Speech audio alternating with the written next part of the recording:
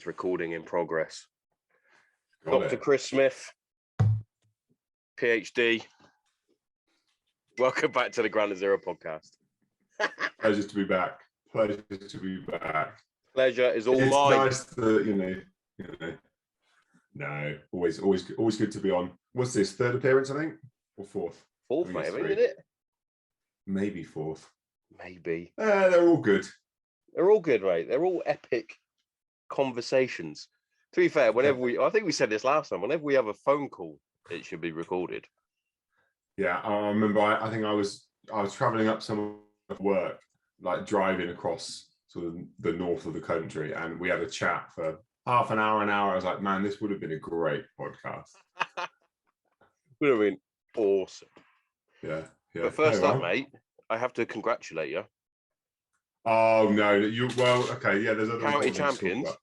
Yeah, I mean, I was thinking about this listening to your last two podcasts, really, because I mean, you've had some epic sports people. They haven't won the Hereford County basketball, though, have they? No, I mean, yeah, exactly. I just think it's very fitting, the trajectory of the show to have an international rugby player capped for Fails. Obviously, Mason Jones on last week, and now you've got, for those of you that don't know, the championship winning coach for the Year 9 Herefordshire basketball team. And I mean, it's thanks for the clap. No, it's brilliant though, mate. Generally, that sort of stuff I think is brilliant. So obviously, I think that was the one that got away from us when we were in Year 9. Didn't get it, did we? I'm pretty sure we went the whole season unbeaten until the championship game. And just threw it away, mate. Just threw it away. I was probably dribbling up my own ass, getting angry. Probably had a technical foul. I mean, the important thing is just is giving the kids a chance to play basketball, isn't it?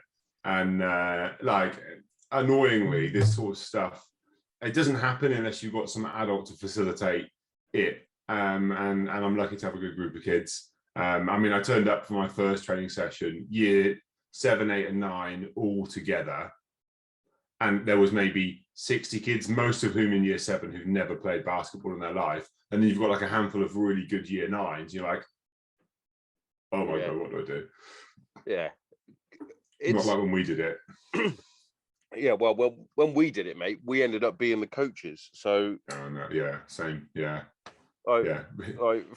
Me and you were coaching the year below us when we were in Year 10. It was ridiculous at the end of the day.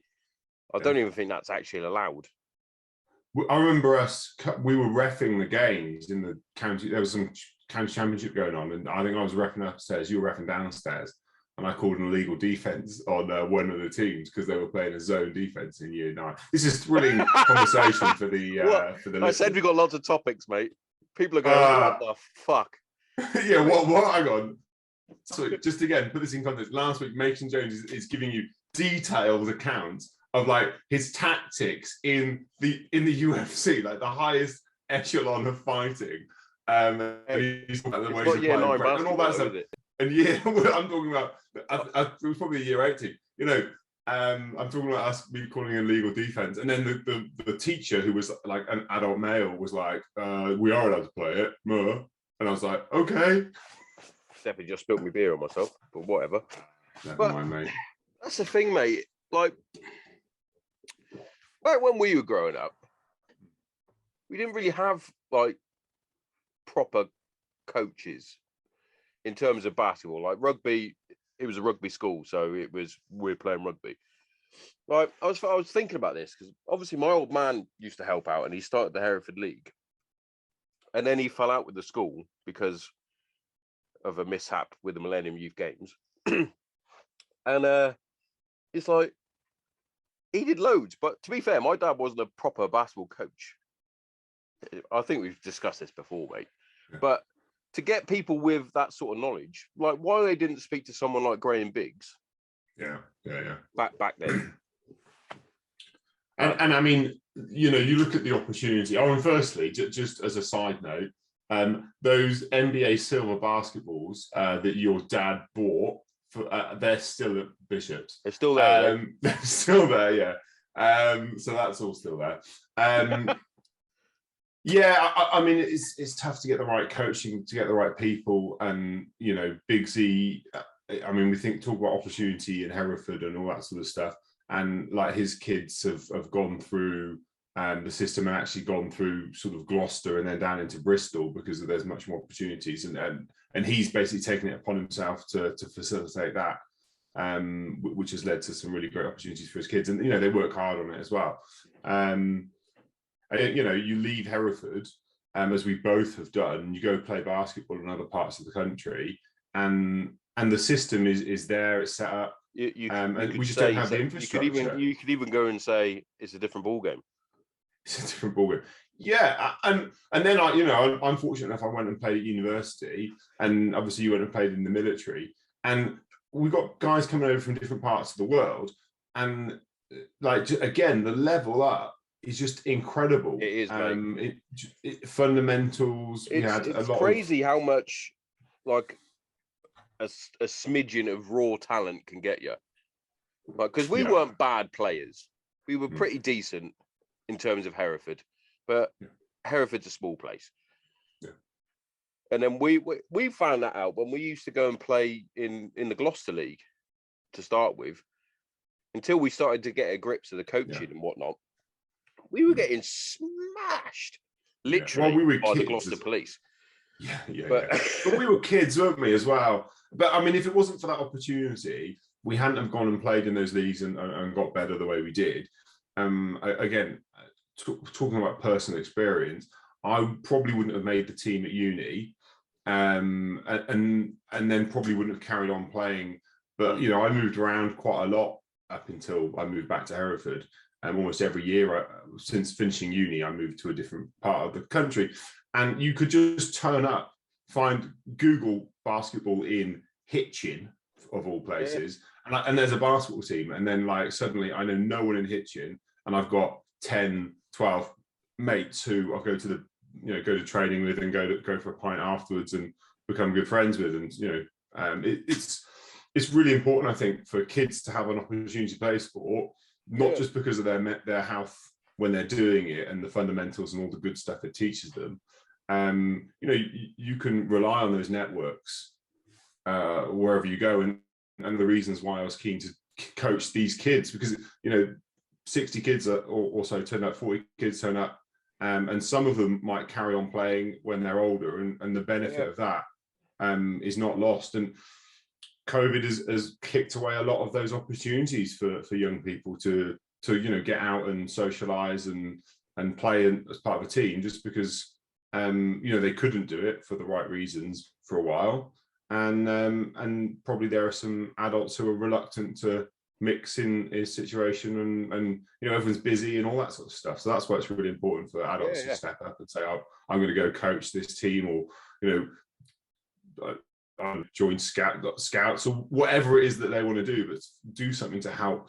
It's definitely important. It's definitely important, especially at a young age, to get involved in that sort of stuff. Like, I'm trying to get the girls more involved in sports, but to be fair, they don't follow in like mine and Darren's football boots, should I say? Yeah. It's sports wise, or even Kate to some extent, because Kate was a very talented netball player. The girls have got like no interest in that.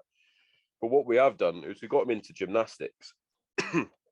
And I just think, well, any sport, I think kids should just play sport, not because it's like mandatory at school, you will do PE, because obviously some people don't like it. But the stuff you learn and the friendships you build in sports, whether it's rugby, we'll take rugby. We both played rugby for the school, and it was just brilliant.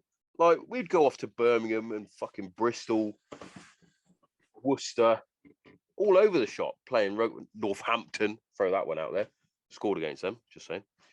We watched the rugby game after. Yeah, we did. But great game. It was just the camaraderie that we had as a school through sports. Unbelievable, I think. And you build like lifelong friendships. Like, We'll take me and you, for example. We're still friends now after 33 years. Yeah. I know we're old, mate. But then you look at people like, we'll take Guy Thompson, for example, former professional rugby player. I don't know if he's still playing, but he's still close with the other lads that used to play in the first 15-11. Mm-hmm. They don't answer my emails, but whatever. Get them on the show. Get them on the show. Just not as popular as I thought I was. Obviously, moved away, shunned. Left, mate. Yeah. You went off on your own career. It is important. I mean, what you won't believe now, obviously, rightly or wrongly, bishops have moved away from the old rugby thing, and they do all sports, and it's good. Don't get me wrong. It's good that they do all sports. All sport, But for like the likes of me and you, that's weird. But then it's also weird when I talk to like Kate and the people up here, or down here, should I say, and they say, "Oh, did you not have a football team?" No, we had a rugby team. We were rugby. We played football in PE occasionally. Rarely. We played football outside. How good would have our fucking football team been? Madness. But you say, how good was the rugby team? You know, I mean, they don't. It was. I mean, it's a big commitment from the school to say, you know what, every week we're going to turn out. I don't know how many teams. There's 5 years, at least 2 teams a year, so at least 10 teams of players, probably more because there's a C team up until about a year, and take half of them somewhere in the Midlands normally. You know, talking, I don't know, 50 kids, 60 kids, two bus loads over to Worcester, over to Birmingham, you know, wherever. And then you've got to get all the staffing involved. Like, it's a massive commitment, and obviously very expensive for the transport wise as well. Oh, definitely.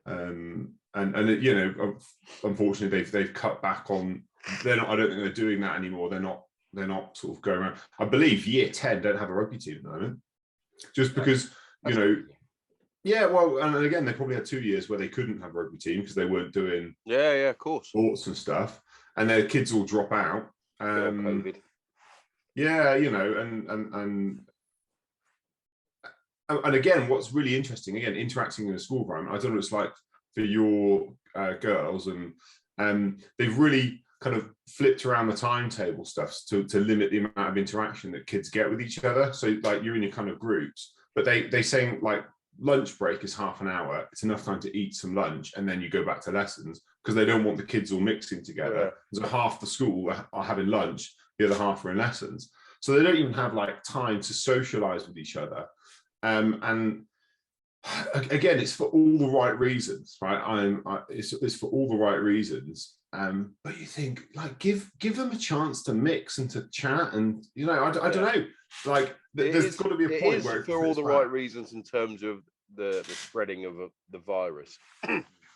But in terms of us as human beings and socially active creatures, we need that.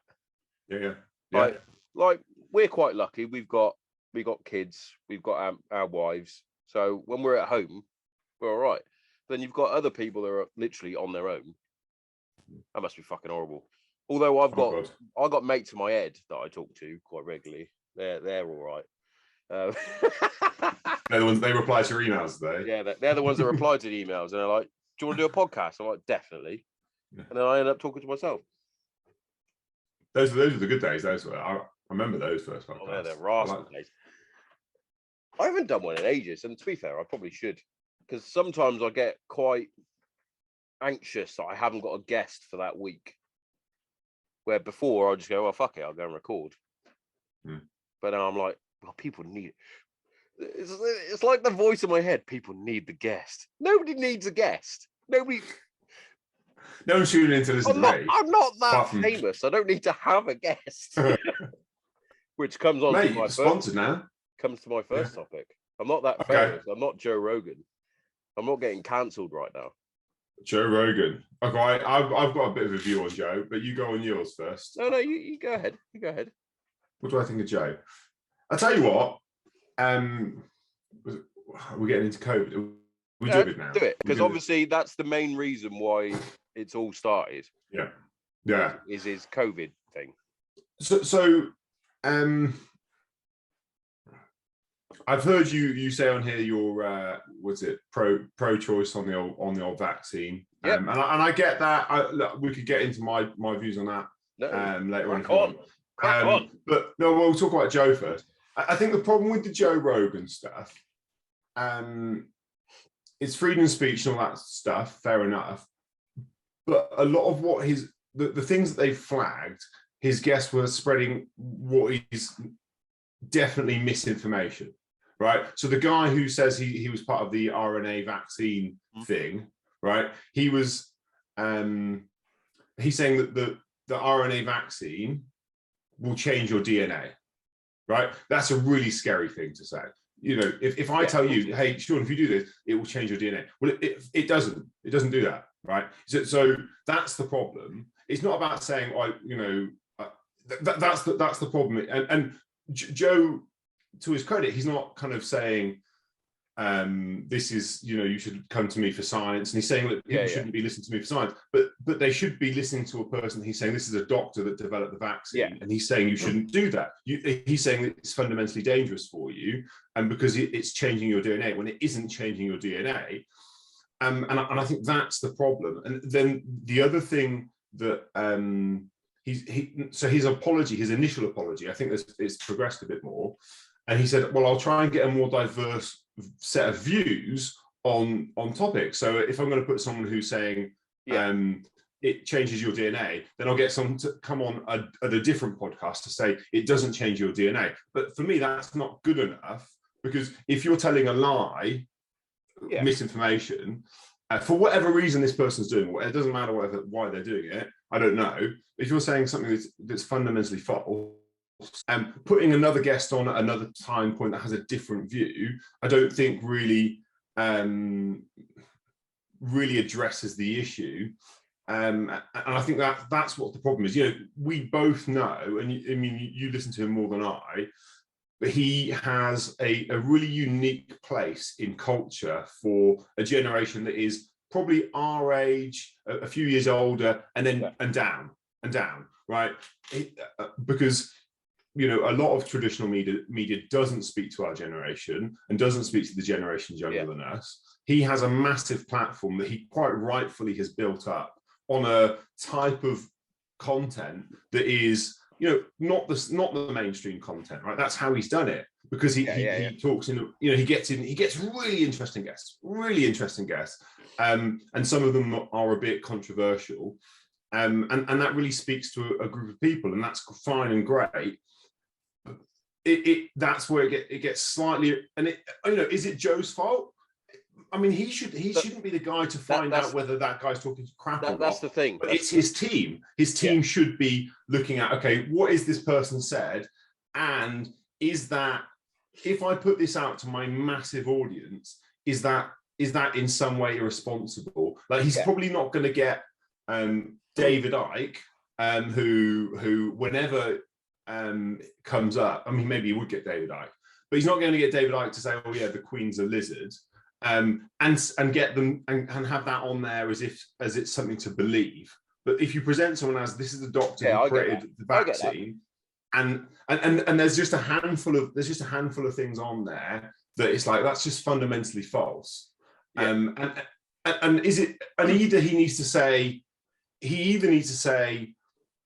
and this isn't his style, Sean, well, I don't know the guy's name, that's actually been proved to be fundamentally false, or he needs to be something to kind of, or he doesn't have. He does at times do that if he's knowledgeable in the subject they're talking about. Oh, just now you froze. Yeah, we've both frozen. That on the podcast, so I'll wait for you to come back. I think we're getting there. We're on our way there. Am I still frozen? I mean, again, you.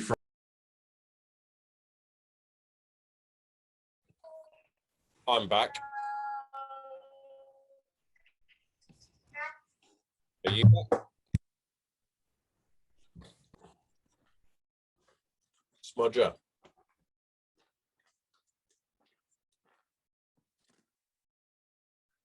You back? I'm back. I can't see you. Hold on. I never left. It reconnected on my end. Again.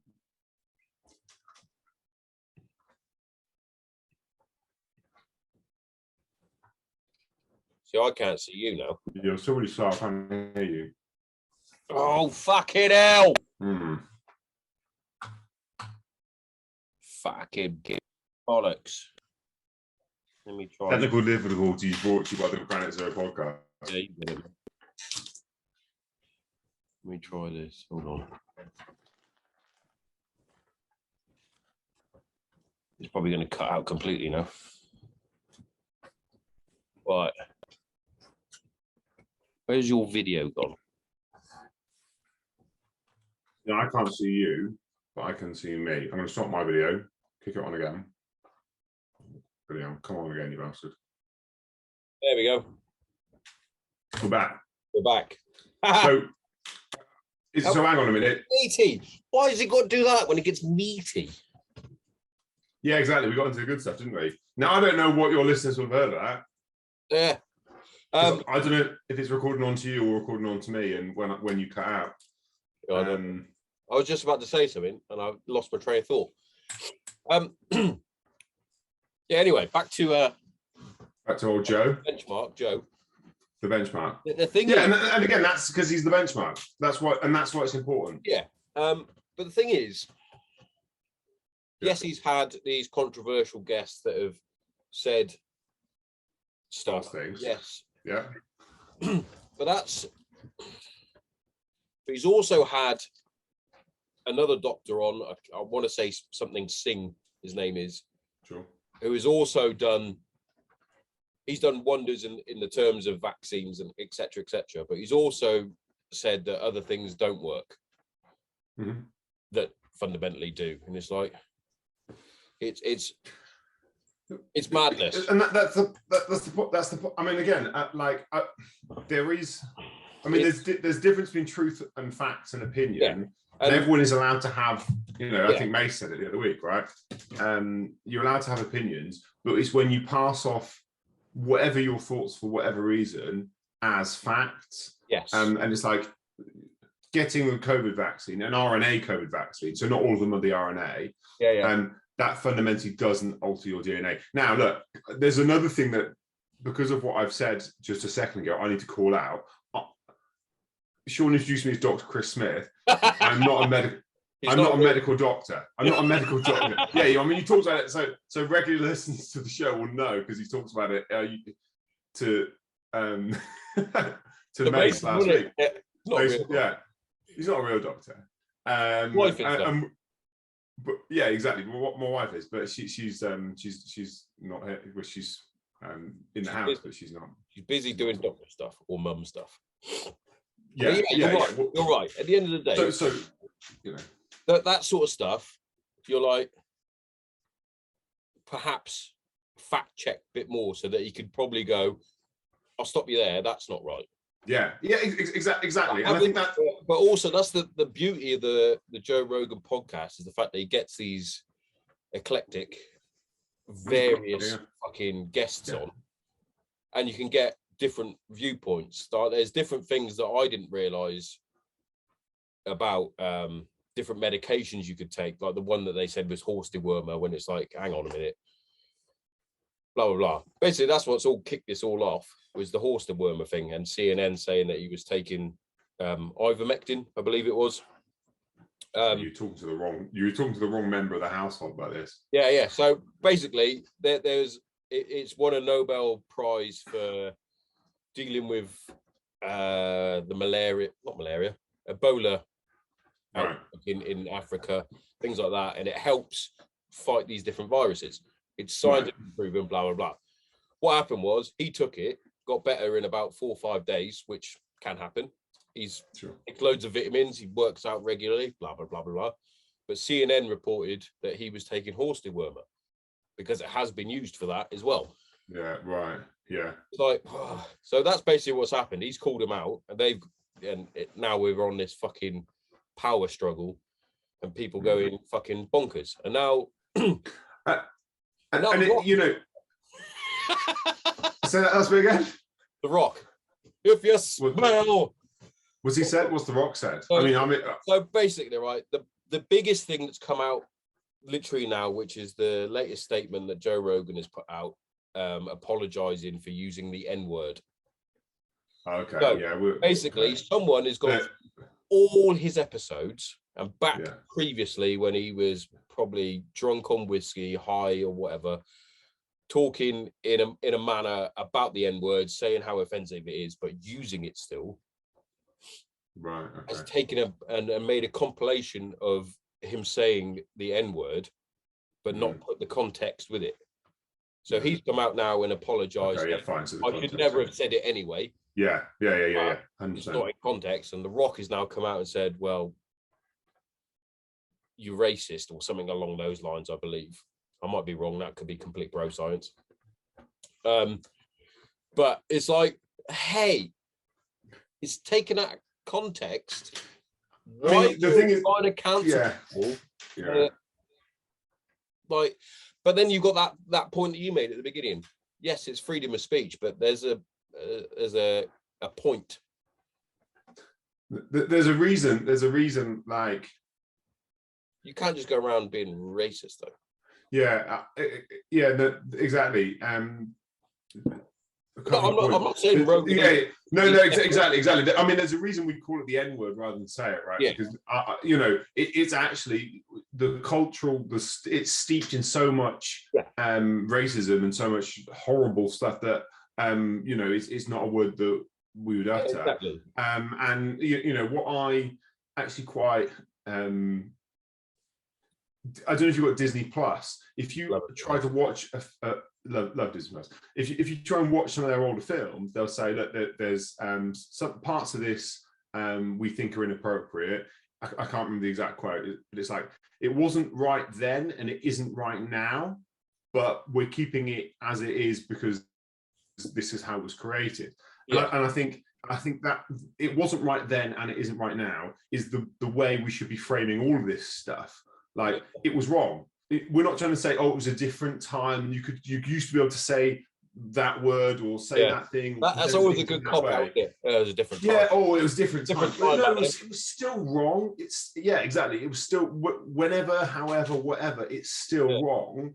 You know, if you want to preserve that for historical context or whatever, then maybe. But like, fundamentally, regardless whether he said it this week in an interview where The Rock was there, or whether he said it a while ago, it was wrong. Come out and say it was completely. He's apologized for it.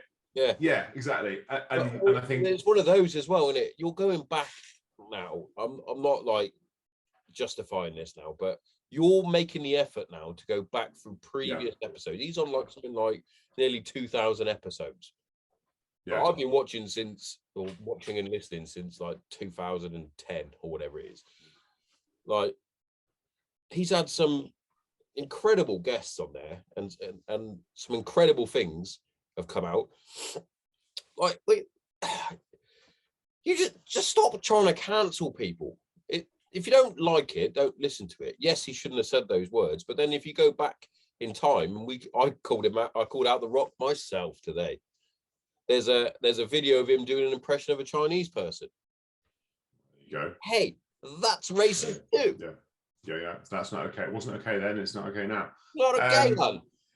Yeah. I mean, I think again, it's a very fine line in terms of what you can say these days, because you're going to offend someone.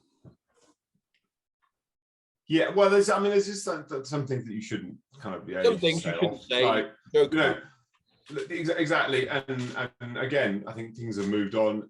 I think I mean, there's so many different ways you can look at it.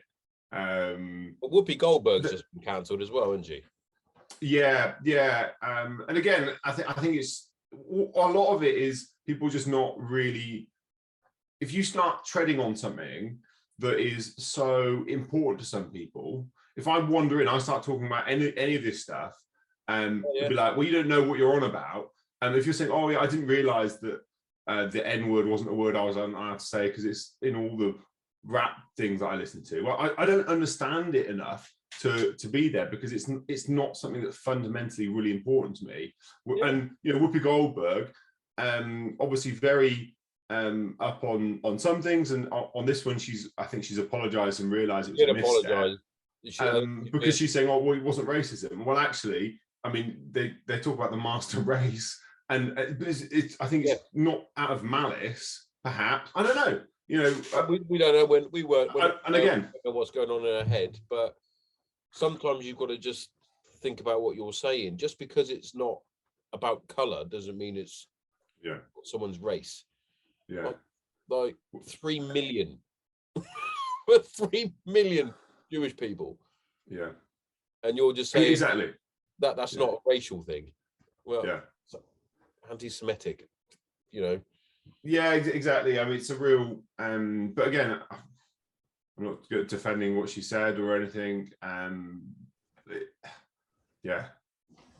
Some people sometimes you say something without realizing. Yeah, we've all been there. I mean, I don't know what motivated her to say it either, because I've not seen the context. I don't know whether it was something she'd been thinking about for a while, or whether it was something that someone said and she just on the spur of the moment said something that was incorrect, and she'd not ever had a chance to think about it. And that's the thing. We were talking about it. I think it was the anniversary of the closing of Auschwitz, I believe. Right. Yeah. She just started going off on this rant, and I think everybody was going looking at her as if to say, "Whoa, you need to stop talking now." You don't a mic off or something. Yeah, and again, it's tough when she was on a talk show or something. Was she? Or is she like an? It was like the American version of Loose Women, I think. Loose Women, yeah, exactly. So they're paid to kind of talk about something that she might not have known it was the thing that was coming up. Or I'm not going to defend her about what she said. She's apologized for it, but you've got to be careful, haven't you? You've got to be careful. Because there's always someone who knows more about something than you. Yeah. And so when you start talking about it, if you've not given it the consideration that it deserves, certainly if you're going to start saying things like that, then someone's going to call you out and say, "Hang on a minute, you're wrong," and I know you're wrong because this is something that has fundamentally affected my life for all of these sorts of reasons. Yeah. And that's another thing that Rogan actually generally does. He probably didn't do it as much with these doctors, because they're supposed to be the yeah. And if he's discussing something, he will always turn to his producer, which is Jamie, and go, "Jamie, can you check that for me?" Oh, does he? Yeah. He if they pull out a fact, because he'll go, "Pull that shit up, Jamie," and he'll pull it up and he'll check it. If he goes, "If I'm wrong, I'm wrong," but he also says things like, "Well, don't listen to me for this sort of stuff. Exactly. I tell dick jokes for a living." Yeah, and again, that's the right thing to do. But then, I think again, the problem. Be careful with the problem was you said, but you're also saying, don't listen to me, listen to this person that I've gotten as a guest. Yeah, I think that was the problem. I get that. I do get that, but also stop trying to cancel people. Yeah, unless you're someone like Mason Greenwood, then you can cancel. Yeah, well, he deserves to be cancelled.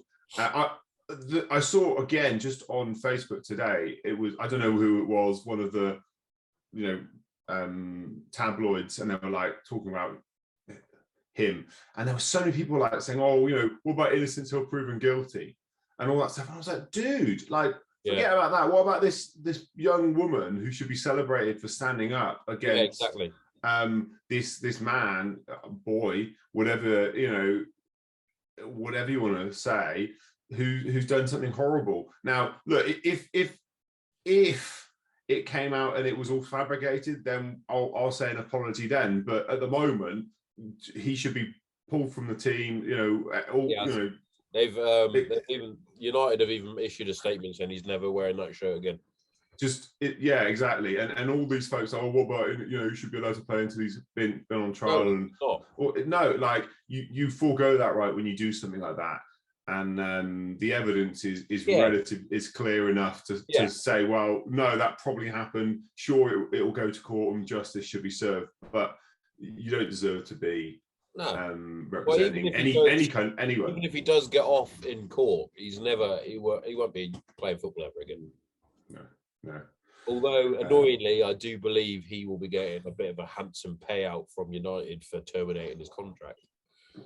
I don't know. Maybe because he's literally just signed a new contract till 2026 or something like that. So, I mean, most contracts have a gross misconduct clause that you can be sacked from a gross misconduct. I mean, who knows? And like, you know, whatever it is, that will be for him and Manchester United to decide between them. Manchester United can afford it. He doesn't deserve it to get the money, but if he gets the money, he gets the money. Like the main thing I think is important is that the example is set, that there's someone who's the right support is given to her.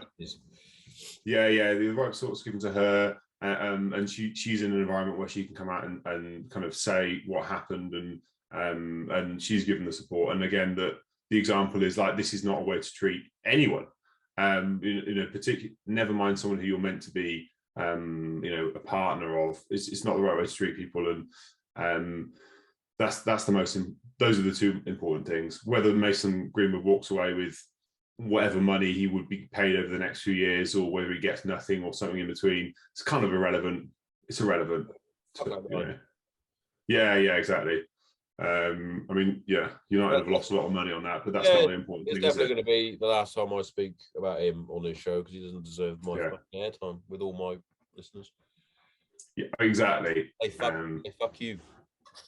Just horrible. I mean, so massively upsetting. Like as a United fan, he was going to be the next big thing.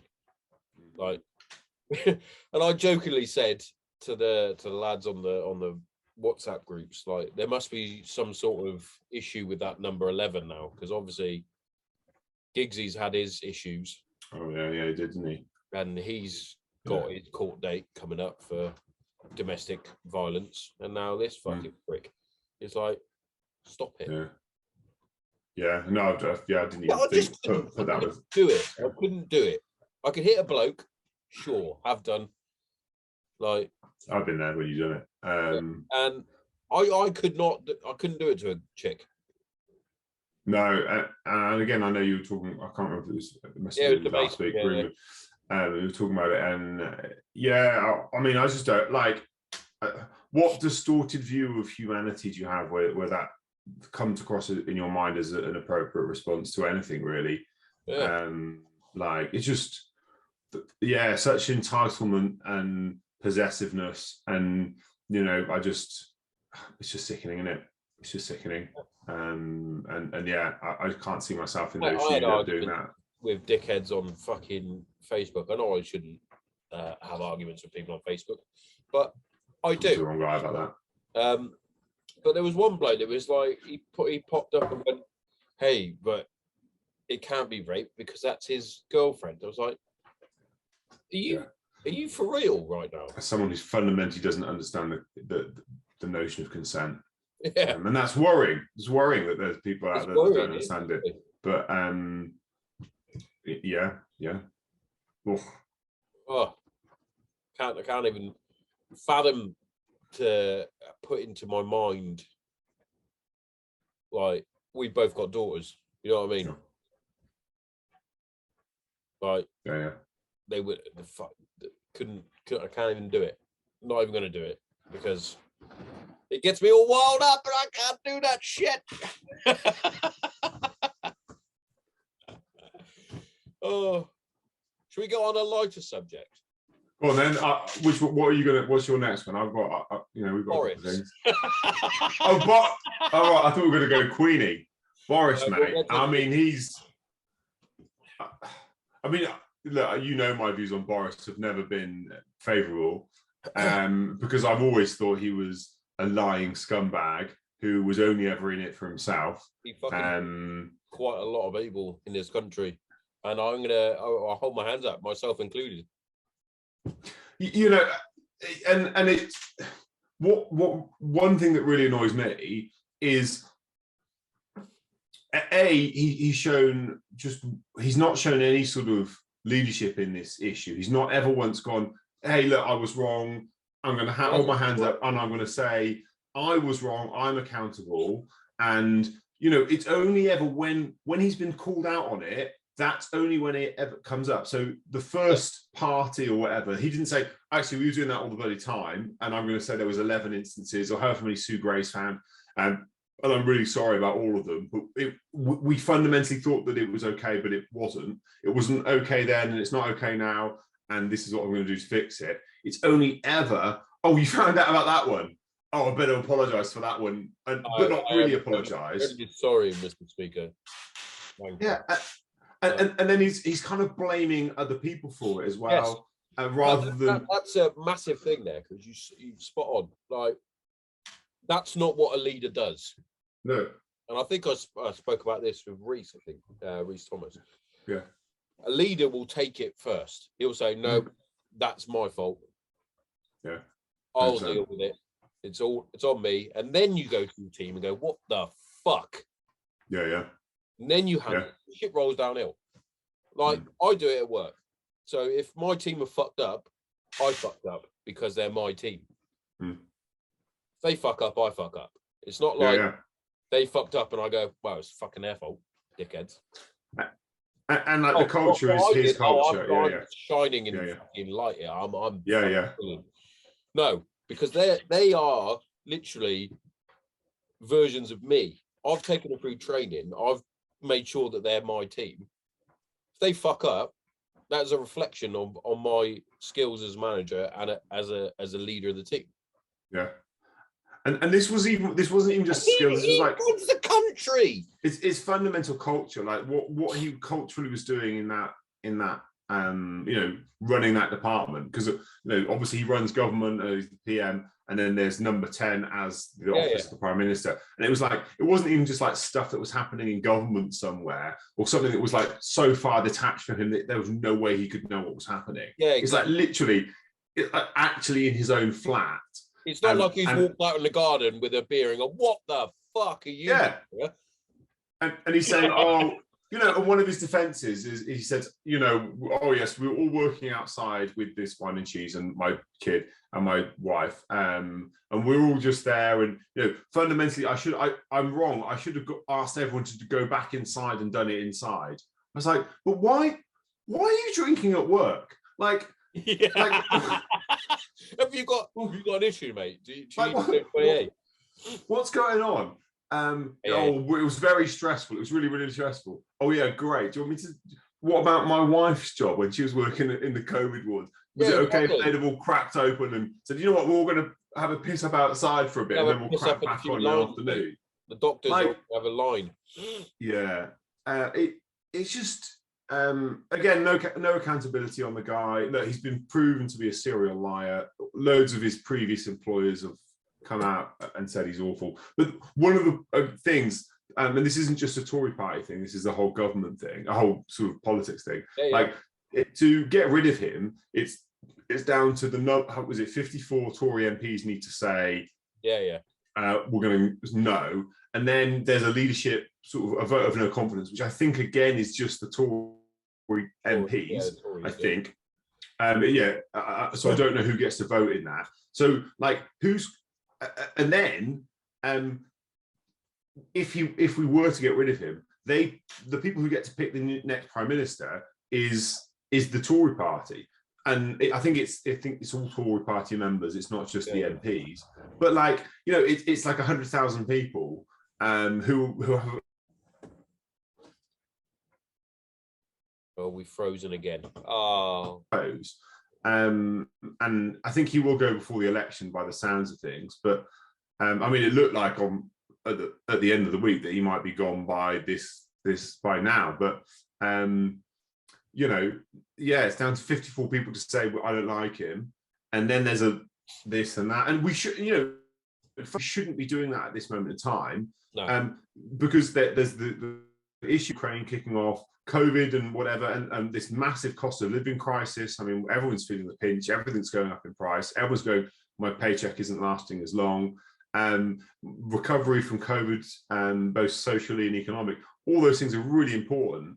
And like, we should, you know, how much time has Boris and his core team that run the government, run the country, how much have they been putting in saving his skin in the last 2-3 months? Like loads of time. That's what loads of time they've been putting in, rather than addressing what are the important issues. Exactly.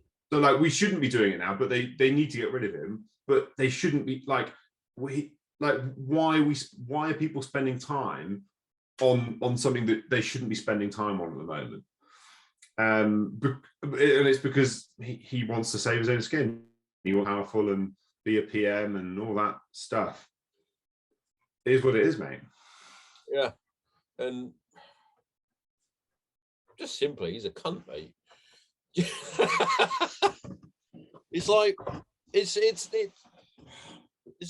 obviously the lockdown stuff is it wound me up anyway back when it fucking first happened. Back when he was having his fucking wine and cheese, we were in fucking category 4 or whatever it was called. Yeah. So where I was, we weren't allowed to do anything. It ruined fucking our whole Christmas. I was supposed to go home to Hereford. Yeah. Unable to do that. And didn't happen. And he was just chilling out, having some fucking me time. And all of it, and just so many people who, everyone's got stories of what they didn't get to do and who they didn't get to say goodbye to or spend time with or make memories. And like, I look at our experience here.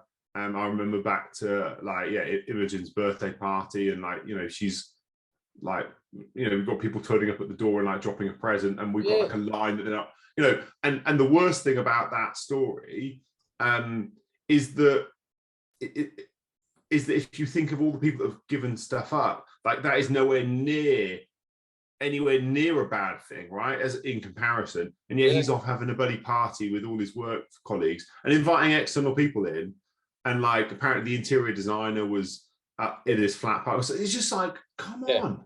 By the way, I saw the interior designer and her designs. That's disgusting. Don't paint on your street like that. That's horrible. Get someone like Kate in who knows what she's doing. There you go. Only little, but it's lovely. But also, right, here's a big one for me. Right, we've all broken rules from time to time when we shouldn't have done it, and occasionally you get caught. Sure, right? Who was the fucking dickhead that thought it'd be a good idea to go, we're having a fucking bit of a cheese and wine party here. Should we take a photograph? Who took the photograph and who went, mate, don't do that. Because if that gets out, we're fucked. Nah, be wrong. I mean, I can't remember her name. It's like Allegra Strachan or something like that. She was, or is that Allegra, the one she was the press conference? The press conference where it wasn't even social distance. She got fired straight away, or she stepped down or whatever straight away. Because she said about it. That was you step down before you get fucking. Well, whatever it was, she was the only person who lost their job in that immediate aftermath. Yeah. No one that was there, no one who organised, the person who lost their job was the person who, was laughing and joking on camera, which was a really insensitive thing to do. Sure. But what are you firing her for? Are you firing her for laughing at the country? Are you firing her for attending the party, or are you firing her for being the person on camera who said about it and others found out? Because actually, the worst two offences of those are attending the party and then laughing about it. Now, as far as I'm concerned, everyone who was at that party was basically laughing about it, because like you wouldn't be there if you know it's the wrong thing to do. So we had it with even down to like our level. We had friends that were going around to their mum and dad's for like Christmas, for example, when it's like, well, we've been told we can't do that. Yeah. I'm not doing it. Why are you doing it? And then you get your little fucking devil on your shoulder going, they get fucking COVID for that. Oh, yeah. I mean, but I also get the other. So I got that devil that's telling me, I hope they get fucking COVID bad. Yeah. They die. Yeah. Just get long COVID. And then you get the other one pops up and goes, why don't you just go out and do it? Just go. Yeah, no. And then you get the other one on top of your head going, "It's not even real, mate." Yeah. Like, it fucking is real. Get off. Like we, like we had one. Yeah. I'm still undefeated, by the way. I'm full of a cold. Full of a cold. Took a test. Still undefeated. 2 years undefeated. 2 years, and I took the PCR test earlier this week because I had a cough. But like, we had one where it was just before end of school last year. So when Imogen was in reception, and like last 2 days of school, growing up, mate. When if you were a contact of COVID, you had to isolate. Yeah. So Imogen got pinged that day, like on the second to last day. The school's closed. And it meant that she couldn't go to her grandma's 60th birthday. Yeah. And like, it wasn't a big birthday party. It was literally our lot, you know, Martha's brother, Martha's mum, and like one friend. Like, so there was like literally no one going to be there, and her brother. And we're like, no, we just can't take you. I mean, you know, so me and Imogen stayed at home. They went to the party that was legitimate, Martha and Ivy, and it's just like, you're obeying the rules, and we're like, we know Imogen's had COVID because we were not undefeated.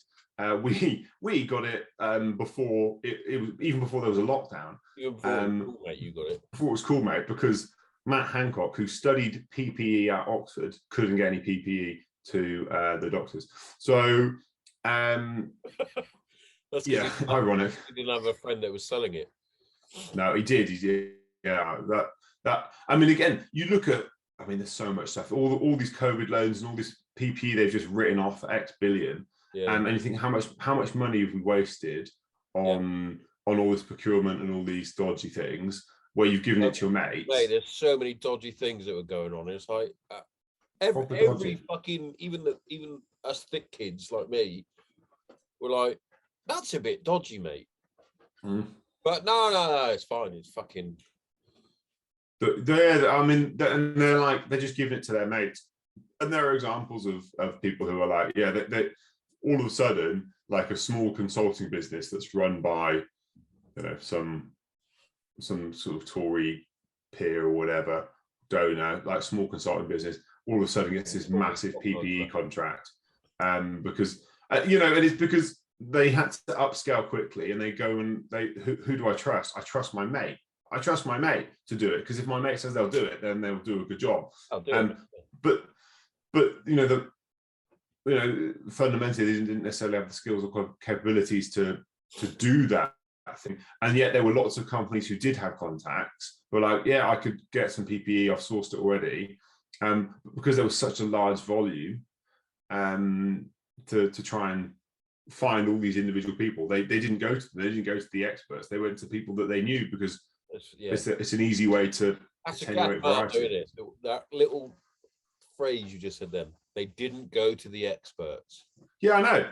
Yeah, exactly. But I mean, the experts. Yeah. I mean, it's crazy. Save money, but they end up costing more money. So much money. I don't think they were trying to save money. They were just trying to get it. But they, you know, yeah. That was a tough supply chain to manage. But again, you're giving it to people, and stuff's turning up and it's dodgy, and you're like, oh, we'll honour the contract anyway. And you're like, what? Yeah. Just find out how much this person paid for it, because there was markup. That's the problem. There was markup. Yeah. And find out how much they paid for it. Say, look, I'll cover your costs, mate, but this thing's fundamentally wrong. We're not going to use it. Yeah. Tool sleeves forever. Unwavering on some of the stuff that I view on it. It's really. It's the same in terms of these politicians. Even when they leave office, you're like, even the worst of us. Like, you've got obviously Boris. He'll be fine when he leaves. Of course he will. Yeah, sure. Because of all his backers and whatnot, they'll be giving him fucking speaking events that he can go to fucking wherever that's backed him financially, and he'll go and do a chat and get 35 grand for the chat or whatever it is. Because fucking, I mean, if I had 35 grand, where Tony Blair gets it now. if I had 35 grand and I was looking for a speaker at an event, I think Boris Johnson would probably be a pretty good speaker, to be fair. But I don't know if I want to pay 35 grand for it. I mean, our local MP, well, my local MP for Hereford, Jesse, I've heard him speak. Very good speaker, but like they call him Mini Boris. It was the one we had when we were growing up, Lib Dem. Oh, Paddy Ashdown. Hang on, was it Paddy Ashdown? He was the leader. Paul Keachy. Yes, yes. He used to eat in the Crown and Anchor, mate. He did. Yeah. He so his kids were in Scouts when his kids were younger than us. You know that because they were 8 at the Crown and Anchor. But they were in the Scouts and they did like a Scouts. Yeah, you said they were like playing on their video games, weren't they? Always, as if you remember that, but yeah. Yeah, I remember you telling me that. Always. Yeah, but he came on some Scout camp that I think I went to because it was like a family Scout camp. And they came with full set of wine glasses and like all the everything. And then white wine glasses and red wine glasses, because like you wouldn't want to drink red wine out of a white wine glass when you're camping. Incredible. A red wine glass tends to be bigger and slightly a larger base, so you can have to swill it more. I don't know why, but they just are. Is that right? So is that to make you look more of a cunt when you're drinking wine? Yeah, probably. Yeah, I don't know why. Like with brandy as well, don't they, and whatnot now. Got my brandy glass, got to swill it. Yeah. Fucking drink it, you cunt. I've run out of whiskey in here, otherwise I would have had one. Fucking yeah. Tracy Crouch is our MP, and she's not bad. She's all right. Well, she seems not David, presumably Tory. She is a Tory. She's all right. She's all right. She's all right. She's good at football. I mean, she came to football. Our football. Oh, yeah, she was meant to be. Yeah, she was supposed to be doing the presentation but apparently she got tickets to the World Cup final. So, if anything, Granite Zero versus Spurs Legends would have been better. So, it really dragged that game. The first half was really interesting, and I found it dragged. We haven't talked about the game yet. My legs dragged, mate. Fucking hell. I lost both my big toenails. Did you? Yeah. There you go. That's my own fault for not wearing the Old Faithful boots. I bought new ones, didn't I?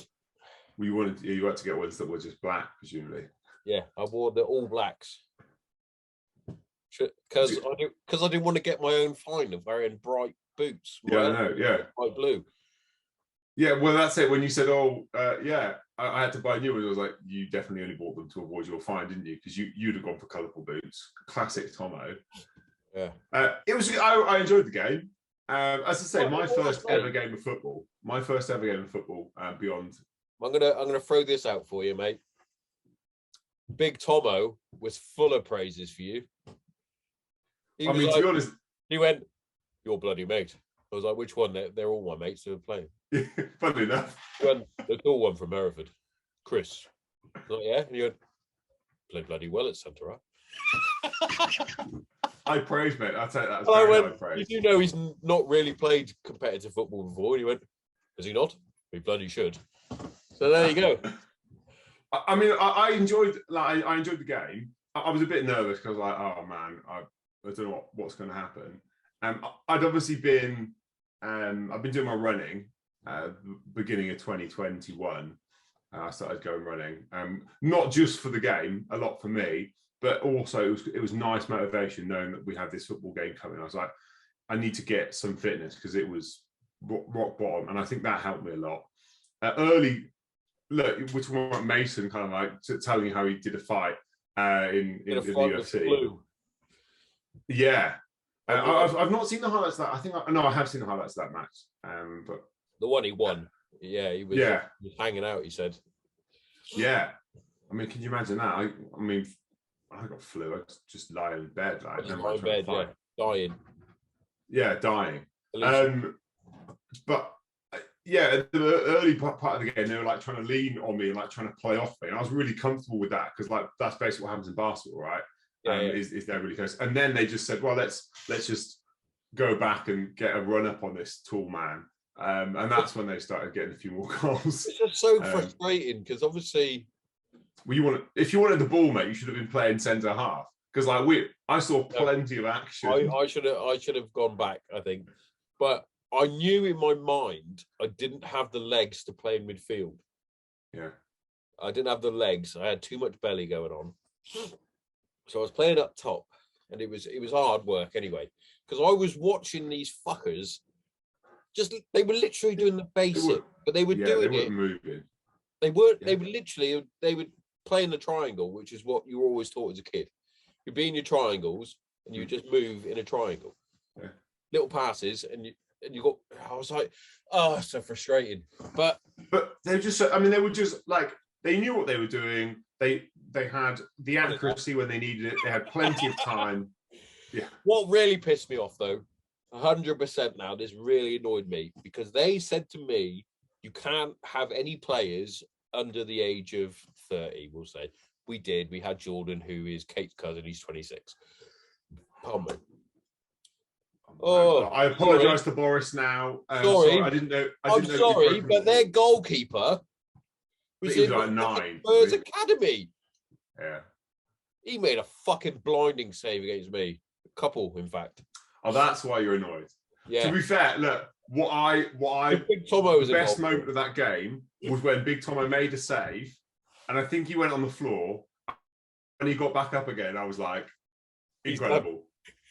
I was like, amazing. And fair play to him. And he's like, right, I'm off. Like, I know. I just wanted to do it. I was going to get on.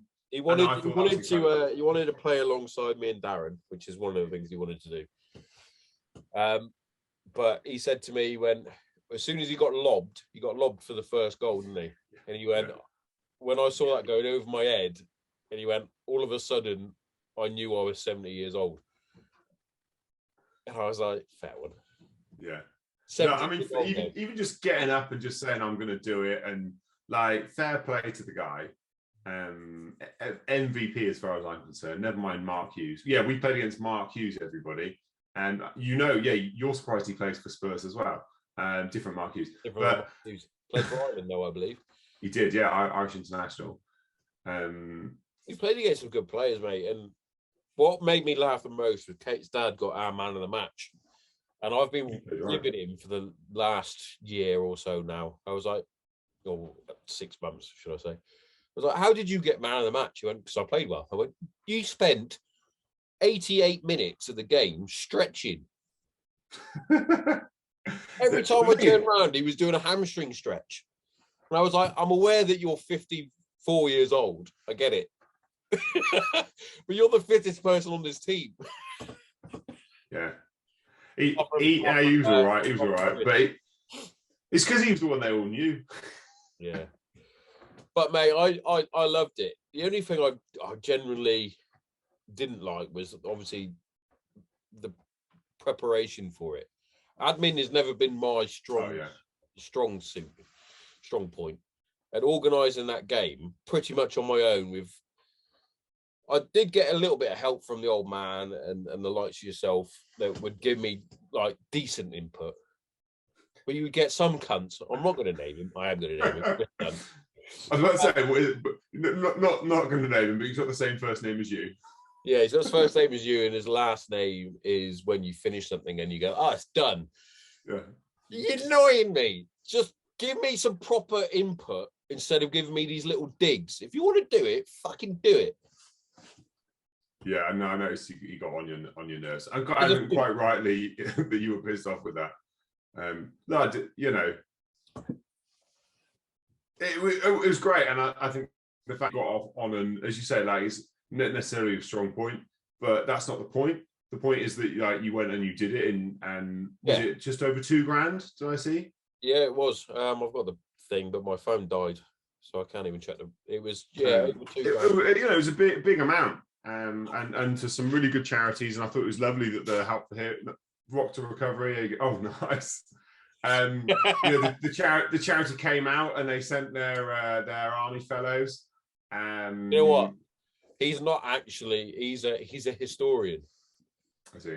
Yeah, he's. Well, anyway, he looked the part. Because I generally thought he was an ex-marine of some sort. The way he acts, his manner, sure. He's got the fucking fantastic tash. But I asked him to come on the podcast. We need to rearrange it actually. Excuse me. That line went down the wrong roll. Because he does a lot for Rock to Recovery as the old soldier. That's his persona. Yeah. He's brilliant. But I asked him to come on, and he was like, "I'm not in the military." I was like, "You fucking could have fooled me." He looked it. I assumed he was ex-military. He was good. And obviously, his uniform was historical. That was clear. But I just assumed he was like the way he talked to your brother when your brother turned up late. Hilarious. It was hilarious, but that shit doesn't work. You were so annoyed at him, by the way. Like Darren probably knows this anyway. But honestly, in your head, like there were two things going on. You were like, I don't want the photo without my brother because I want my brother in the photo because he's my brother. Yeah. And so you were like doing everything to stall things from happening. And the second he turned up, you went from being like, oh, well, we need to make sure that my brother can be in the photo. You're like, fucking hell. Like, what are you doing to me? Turned up late. Like, this is like recording a podcast. Like, come on. Hey, and everyone else was so late. And he was closer to the ground than anybody else. I didn't get it. Do you know the story of me driving him home? No. Please elaborate. Yeah, so obviously we went to the pub the night before to do a bit of team bonding. Yep. And we said, look, that's where we met Ronnie. That's name isn't Ronnie. Yeah. And story. Another story. There's a couple of stories. And then Georgie and Lana wanted to get home or get back to where they were staying, which is fair enough. So Darren was like, and Lana said, well, I'll come pick up you. And I said, look, I'm not too far away, I believe. I'm happy to drop you home. I'm not going to drink anyway. I'm driving anyway, so it's not stopping me from doing anything. I'll happily drop you off. Cool. Cool. So, of course, yeah, this is a great story so far. So me, him, and Big Tom are the last ones there. I think Dunny's around. And I start taking Darren home, but he kind of forgets where is he staying. And he's like, oh, I think it's near a McDonald's. So we start like looking for a McDonald's on Google Maps, and like we go to the wrong McDonald's. He's like, I think it's down here. You had no idea. No, yeah, we found it eventually. Not too long out of the way, but yeah, you just, mate, I've got some other stories that I'm going to bring up in a second. I really need a pee, so I'm going to press pause. All right, mate. I'm back. Was that the ad break? That was the ad presumably break. Those are people that would be naughty, but I'm too lazy to do that. So the kit. I'll strap in, mate. Darren Thompson had one job, and that was to do the kit. Now, rightly so, the kit looked fucking great.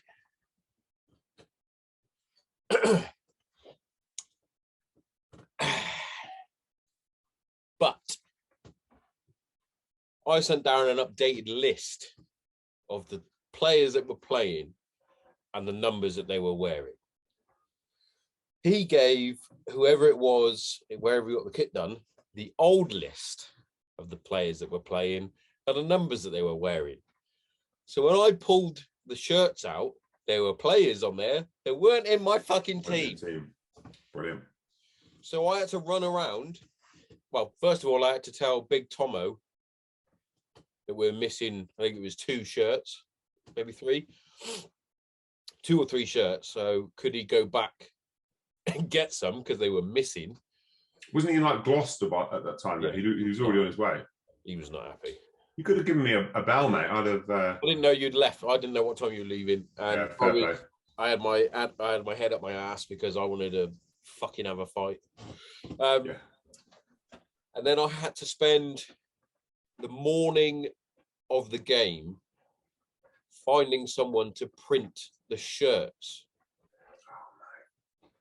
But the lady didn't have the colours to print the badge on the shirt, she only had like white print. So she managed to get the sponsor on, which was Kate's cousin's company. Yeah. And the name's on the back, luckily. But mate, I was fucking. So I got all excited on the. It would have been Saturday morning. So I'd fucking open up the bag, all excited, pulling the shirts out, going, "Oh, look at that, fucking spot on them." And then I pulled one out, and I was like, "Well, he's not fucking playing. He's not fucking playing." Darren, what the fuck? He was like, "Well, you sent me the list." Yeah, I sent you the fucking updated list. You're listening. You cut. But it all got sorted. It all got sorted. Bless him. Kate's telling me now, it's funny because I can talk whatever I want on it because Kate pretends that she listens to it. She doesn't. Just me, man. Yeah, just you, mate. You're my only you're my only fan. We've covered that. Only fans. No, because obviously there's sort of talks that we could possibly get another game in against Arsenal. Yeah. Potentially. I'm still waiting for them to email me back. I'll try again at some point. But it's like, what next? Because I like raising money for good causes. Well, I've done it for Help for Heroes when I did my Spartan race, cancer research when I did my boxing match, Rock to Recovery for the football match. What next? What next? So I've been thinking some sort of ball or gala. Getting on. What I believe you only 35 grand. You can get Boris Johnson because he's looking for work soon. That cunt's not invited, mate. I think a ball would be good. Yeah, because I've been talking to obviously Reese Thomas and Matt Creel from Tidy Butt, which is a mental health charity in Wales. How are you feeling? I'm Tidy Butt. Tidy Butt. He knows.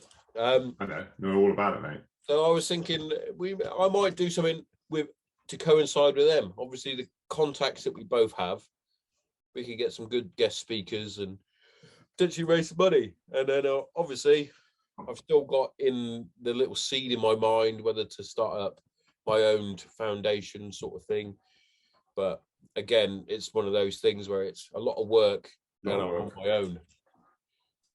And suddenly you've got to start putting in accounts to the charity commission and things like that, which it's just you have to start paying for all that. Hang on. Oh, yeah. I think Martha's getting it. I think it's our food shop. Food shop, yeah. To be fair, mate, genuinely, I need to do that. I had to go down to right. I don't. Did you have nicknames for the shops as a kid? Do you mean like a generic nickname for the shops, or like each shop has got its own nickname? Each shop had its own nickname. Like the Gorsty Lane shop. Yeah. Oh, okay. Yeah. And then where my mum works now was the paper shop, because that's where you used to get the papers from. Mm. That was that. So if my mum went, "Oh, can you go get some milk? Can you go down the little shop?" I'd go down the little shop. Can you go get me a newspaper? Go to the paper shop. But anyway, so our shop at the end of our road, the girls call it the crazy shop, but we have no idea why. Crazy shop, you need to find that out. It's like, Daddy, can we go get some sweets from the crazy shop? Why is it called the crazy shop? Just is, isn't it? That's not an answer. Anyway, what were we talking about? Oh yeah, sorry. Charity, mate. Charity. Yeah. But that's the thing. I'd love to. I've got the idea, and I know what I want to do. But it's how to get it started, how to do all the other bits and bobs. And if I'm honest, I'm not that bright in terms of that sort of stuff. I know I could get some help, but I'm also I quite enjoy doing it for other people that are doing wonderful things. Yeah, I think it's the thing is, like, when you create a charity, now instead of just doing the thing that you want to do, you have to also do the administration and running the charity. So let's say that takes you like a minimum 5 days a year of effort to run the charity, all the crap you've got to do. Like, never mind trustee meetings and board meetings and stuff. So like maybe you're talking 10 days a year worth of effort. Well, that's 10 days that you can't now do on raising money for something else. But you've got more autonomy about what you do with the funding and whatever. So, you know, obviously. So obviously, I like the what they did with. We'll use Tidy Butt as the example. Yeah, sure. They're a small charity and they're doing fucking wonderful work, and they're doing stuff that I really want to do. But also, it's stuff that I can't really do because of the nature of my job. I work Monday. Well, at the minute I do 4 on 2 off. But previously, when I first started the job, I'm doing Monday to Friday. You can't really go and chat at schools or businesses and things like that if you're working Monday to Friday. Because then again, it's sort of like why do you need to be a charity to do that? No, you don't. I think that's of course it means you can raise money that would fund the activity, so you could say I'll go for free. The main purpose of what I would like to do is something that some of the bigger charities are now missing which is those phone calls, for example. Because I find that now these big charities, we'll take Mind, for example, not saying that they're bad. Not saying they're fucking great. But it seems that they're too preoccupied on raising money for their charity instead of doing what their charity is designed for. I could be completely wrong. I could be. But they've got, like, for example, they've got their name now on the back of the championship football teams. That's sponsored by Mind. So why are you sponsoring a football thing? You should be getting sponsored by the football teams, if that makes sense to you. And doing more to get these people through therapy and doing one-to-one chats and counselling, blah blah blah blah blah. They probably are. There's probably too much of a large scale that they can't cope with the demand, quite possibly. But also, from first-hand experience through different charities within the military, you get sent a caseworker that doesn't show up. Yeah, exactly. I mean, and those holes in the system have real life impact, or life or death impact actually for people, and that's really scary, right? That there's holes in the system that lead to those sorts of issues. Definitely. And that's wrong. And also, like, why is it up to a charity to do that? And I know they do, but like, why is that support having to be provided by a charity rather than like the country? Like, and people fall through gaps in medical, health, non-mental health issues. I have now started hearing adverts on the radio for that. Are you struggling with your mental health? Talk to your GP, get referred to. Which is good. Good. It seems to be something that sort of sparked a trigger for that. Because I said it before, I think it was with Reese, possibly.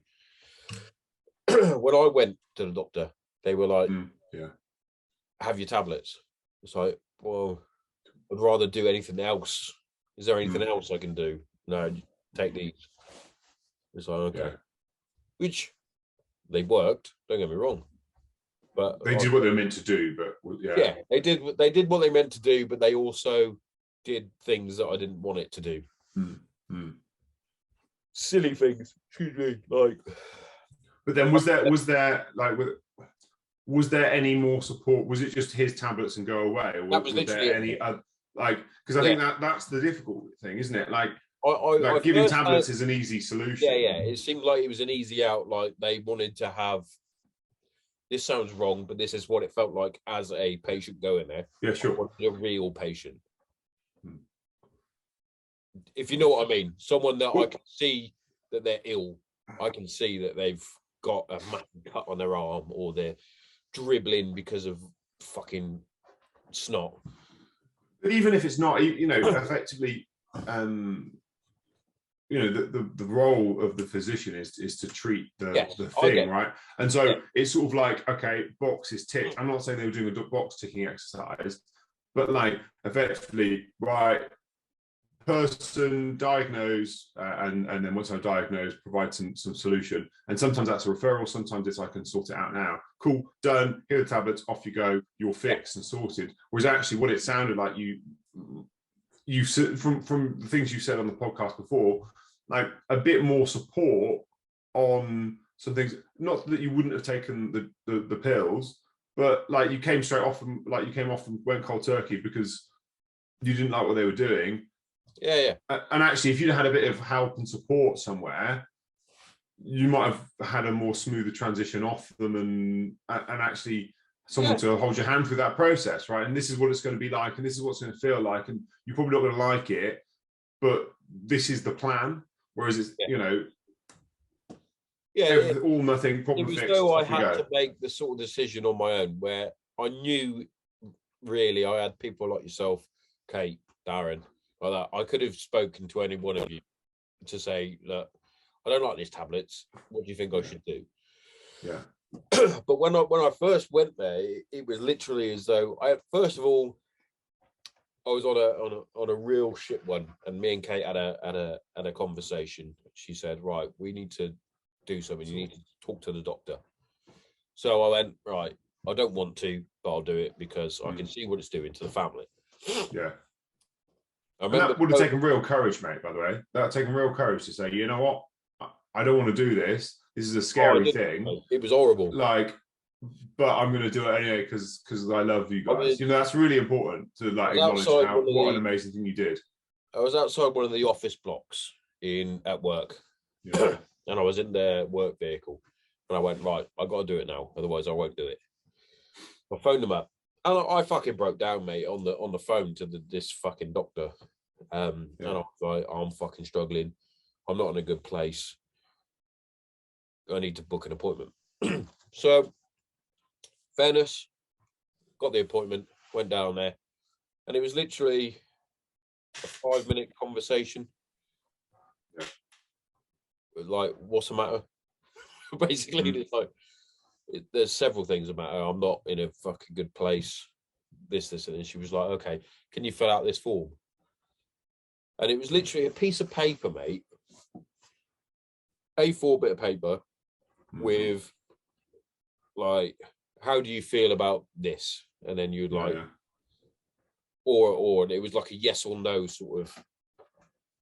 And then they would tally it up, and you'd get a score, and then they would go, all right, on this, you are depressed.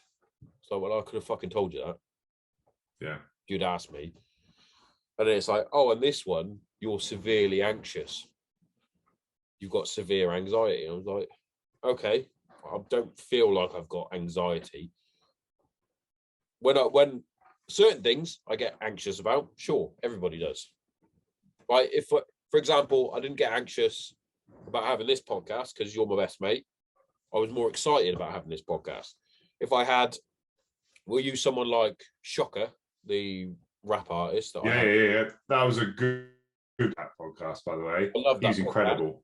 But and unfortunately for him, his mother just passed away. So big shout out to Shocker. But I was anxious because I'd never spoken to him before, and he's a bit of a star. Anyway, so I was like, well, and they went, oh, okay, cool. We'll start you on this dose on the tablets. It's like, okay, could we not have a comment? But then again, I was also not in the right headspace to go, can we do something else? Yeah, of course. I just went, all right, those white tablets will fix me.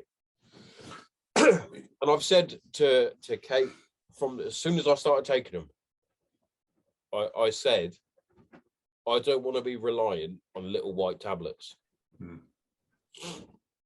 Now, I know there's certain people out there with big influences like Dr. Alex from Love Island, who is now the lead mental health blokey. But he's now set up a thing where he takes a photo of his tablets to get rid of the stigma behind taking tablets. All for that, sure. But also, there are other things to do than taking a white pill, in my opinion.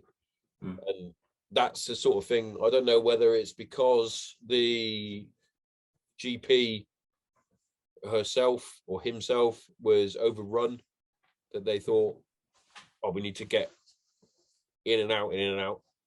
Got a backlog of fucking people here. Or whether that's how they dealt with it. I don't know, because I can only speak from my own personal experience. But I mean, I think it's one of the things that's great about this podcast is that you do speak from your personal experience, and like, you know, there might be people out there listening, whether they're listening now in the next few days or weeks, or whether it's something they find and stumble across. Now you're the only listener. You're listening. Well, they'll be listening. They'll be listening when they're hearing me say now. So in their head, they're like, "Yeah, I am listening now." I'm like, "Yeah, it's because you're listening." Yeah. It would be me listening now. Hi, Chris. And but like to talk about it and say, you know, this was my real experience, and I'm not this is the right way for anyone to do it, but this is what I did, and I think that's really important to have those voices. You touched on something then is what is important as well, and we'll go back to other things, but it's this worked for me doesn't mean it will work for you. Yeah, we're all different. For example, yeah, I didn't know what to do when to deal with my fucking mental health issues, problems, whatever you want to call it. I used to write poetry and things like that. I used to jot down in a journal, as you know, you've read it. But sometimes I couldn't get into words onto paper through having dyslexia. As you know, you're another person that has that. Sometimes it's difficult to get it onto paper, or you write it down and you read it and you're like, that doesn't make sense. Yeah, for sure. So for me, it was, I'm going to talk about it. And I thought when I first started it, I thought, if this helps me, it might help someone else. But predominantly, it's to help me. And I believe at the minute, it's working, excuse me, especially for me, it's working wonders. Oh, boring myself. But it's interesting, isn't it? Like, so you know, you're talking about I needed the way that you've been processing, you know, these thoughts and feelings is by expressing them somehow through, you know, as you said, through your poetry and then through your writing. And then much like me, like I'm a much better speaker than I am writer. I mean, I've chosen a job where I literally write for a living. But so my writing's a lot better now than it was. But like, I literally sometimes struggle to get stuff down on a page. So to say, like, actually, what makes much more sense for me as a dyslexic person who needs to express myself in order to process some of these things that are going on in my head, why don't I just talk about it? Like, it's the perfect idea. It's the perfect outlet. It was literally, I had a little chat with Darren. We spoke about it a couple of times before I even thought, well, fuck, I'm going to do my own one. We were like, should we do a podcast? I was like, yeah. And then I thought, you know what, I'm going to do it. Yes, I had the fucking downs to start with. They've seemed to have plateaued. We'll watch them all crawl out the woodwork in a minute. You fucking said what? Fuck off, cunt. But funnily enough, right?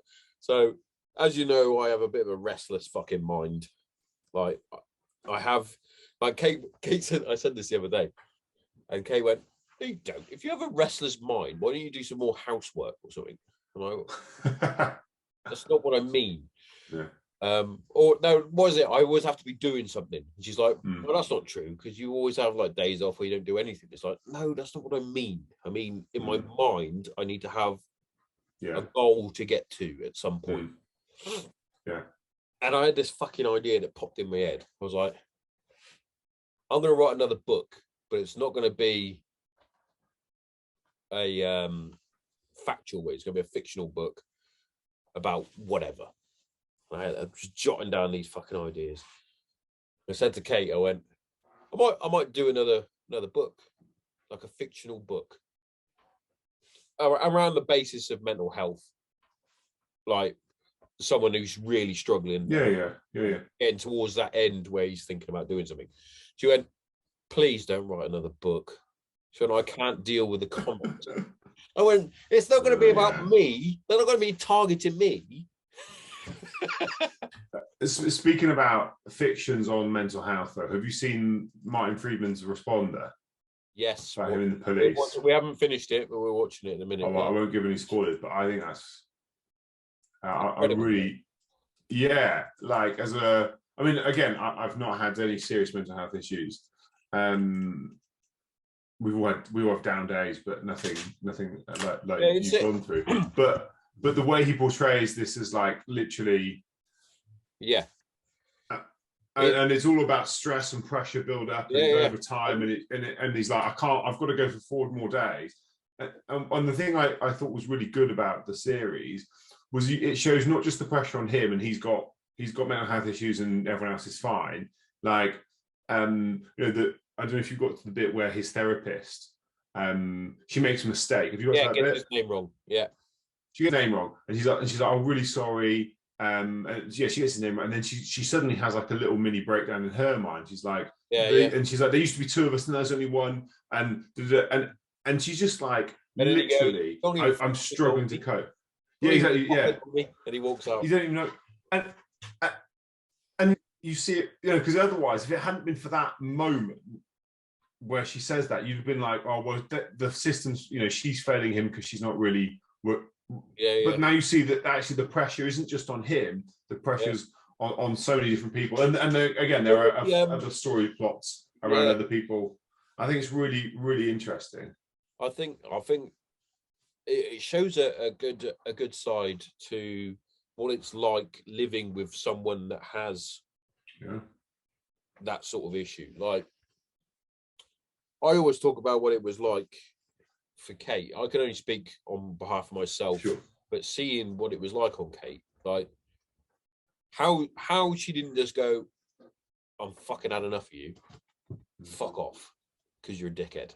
Because in my head, that would have made sense, because I was a fucking complete waster. Wasn't my fault that I was a waster. It was how I was dealing with the issues that were inside. And it just takes its toll on everybody involved. I've had it with people close to me that have been struggling, and I've had phone calls from close people. I'm not going to name all here because it's not fair. No, it's not right here. But it's like, okay, cool. I'll give them a phone call and make sure they're doing all right. But that Responder, mate, is brilliant. And another one that I always think is brilliant, and a lot of people go, well, yeah, it's brilliant because it's funny because he uses the word cunt a lot. And that's obviously Afterlife.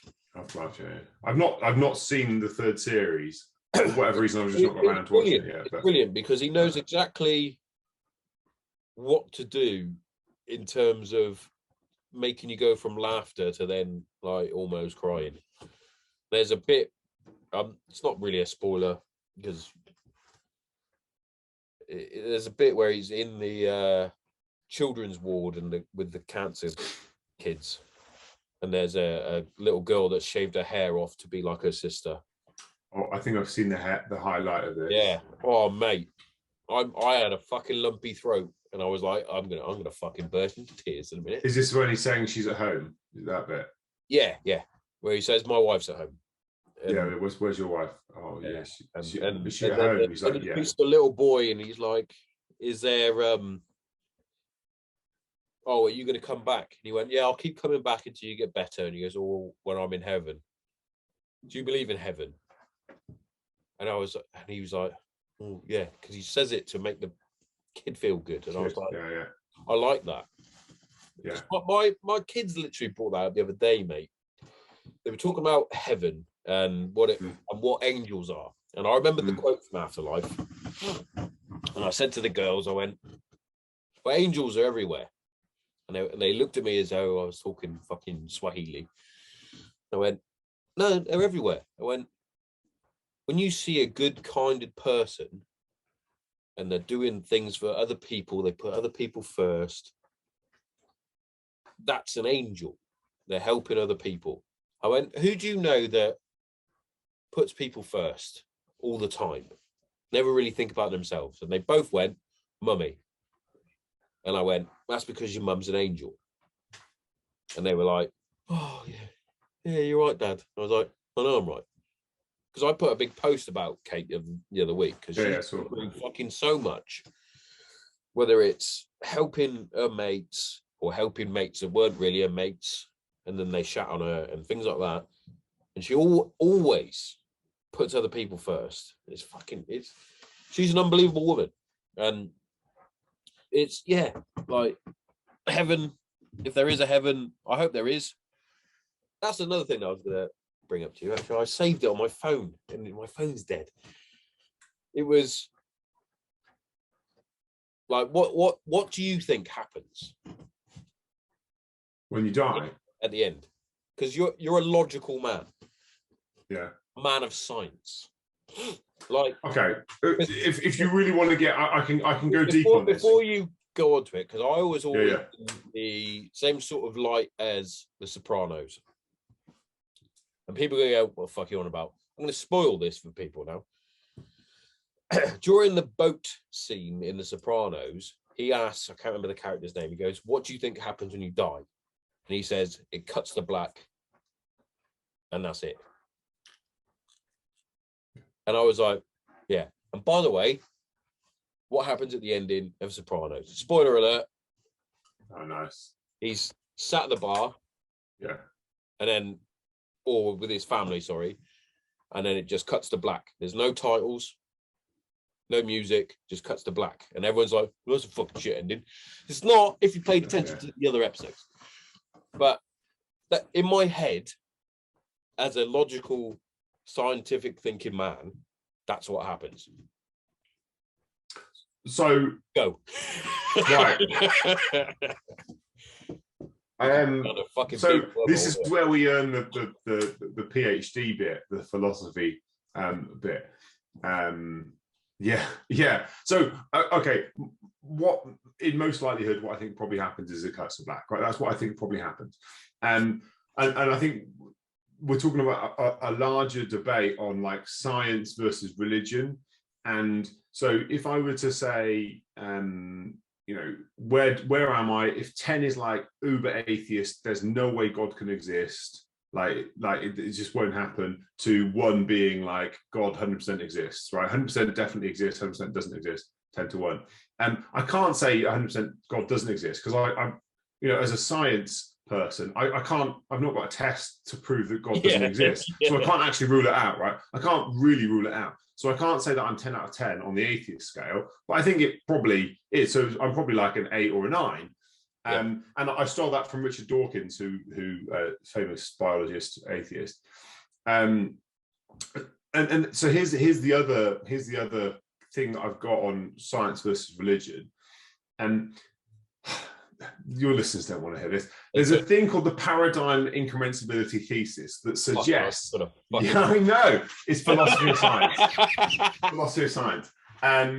Where effectively a paradigm is a way that you view the world, right? A lens that you view the world through. So if you're viewing the world through the lens of science, that could be one paradigm. And then religion could be a different paradigm. So you can look at the same phenomena, and if you're using the science paradigm, then you'll have one explanation for it. And if you use the religion lens, you have another explanation for it, right? Same with sometimes the left and right, they can look at the same thing and come up to different solutions because they're looking at it through a different lens, right? So as far as I'm concerned, because science and religion are almost so fundamentally different, you can't use the rules of science to disprove religion, and you can't use the rules of religion to disprove science. They're just two separate things. So trying to say, well, I'm going to do an experiment to prove that God doesn't exist or God does exist. Like you can't, because they're just different lenses to look at the world through. So personally, I think the explanatory power of the science lens, the science paradigm, is stronger, is a better way of trying to explain what happens in the world. And in that science paradigm, that lens, there isn't room for God, because you can explain everything through the science lens. Now, 2,000 years ago, or however long it was, before we had all this technology and all these scientific advancements, the God lens looks pretty bloody powerful, because you say, why does that happen?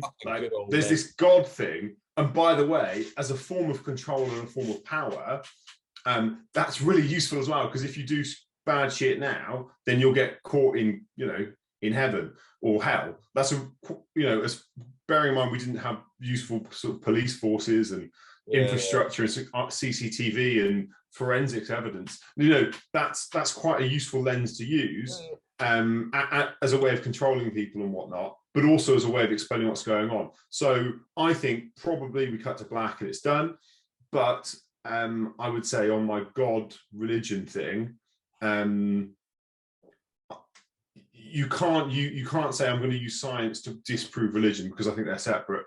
Now, you raise kids, obviously Imogen goes to the church school, because it's actually the one that we're in the catchment for. We couldn't go to Southampton, you had to go to St Paul's, and so she has questions about God, and I think we're reasonably open with her that, like, some people think this.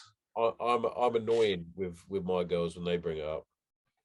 They'll go, what do you think God says? I go, which one? That's the very Ricky Gervais thing, right? And then she's like, then they look really confused at me. Well, are you talking about all the Hindu gods, or you? Yeah. But then I get really into it, and then they're like, why do you know so much about religion? And I'm like, well, I went to a Christian school. Yeah. And then I served in Muslim countries. So you have to know a little bit about the Muslim faith and whatnot. And then you look into different things and you find out, like, Jesus was actually a prophet of. Yeah, he's like the third most important person in the Muslim faith. They're all interlinked in some sort of way, apart from like certain ones that have got 1,000 gods and whatnot. But like, I think effectively someone explained it to me that, like, Judaism was like the original, and obviously there's the New Testament and the Old Testament. Yeah. So Christianity came along and kind of redefined that faith and put a new spin on it. So it's Judaism 1.0. And then again, this is how it was explained to me by someone who is a Muslim. They said, and then Islam kind of took some of those principles as well, and then redefined it again, brought in Prophet Muhammad, and you could say it's kind of 3.0, kind of the next evolution.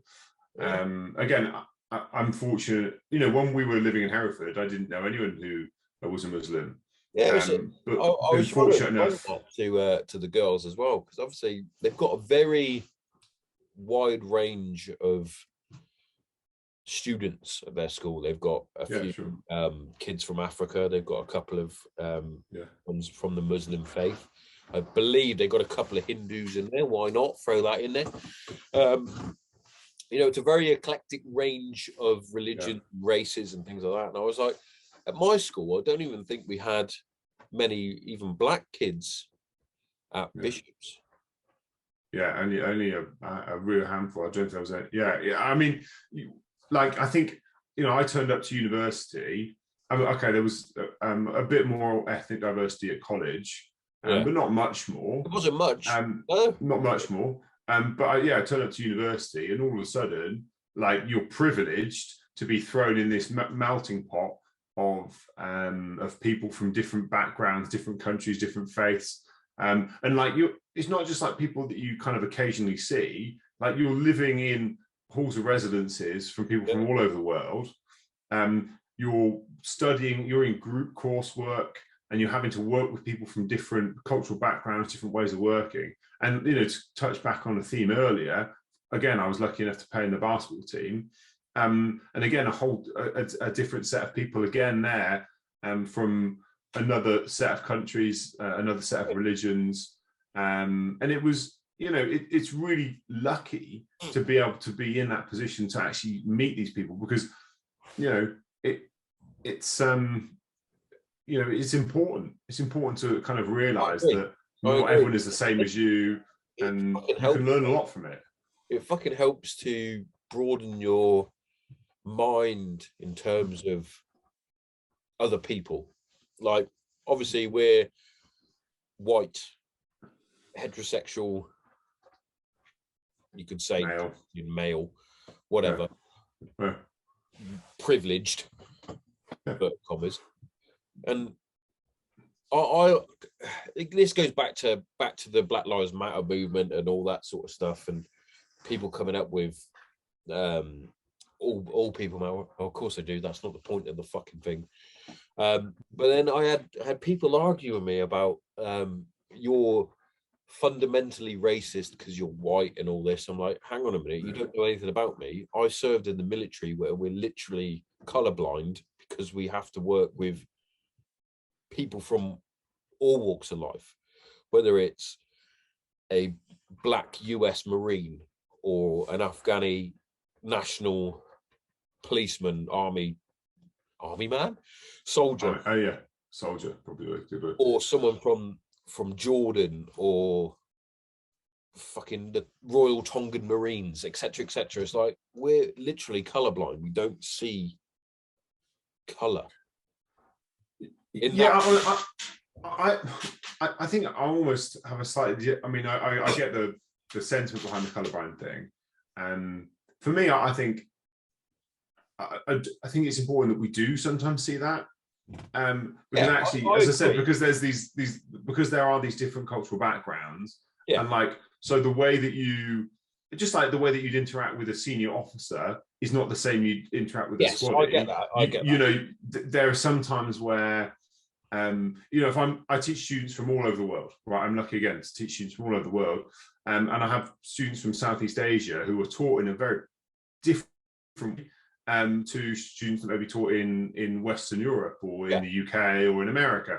And so if I'm trying to, work my way through some concepts, and I know I'm doing a different thing to when you're in the military, but like actually seeing that cultural diversity and understanding, this is the way that I need to present this thing.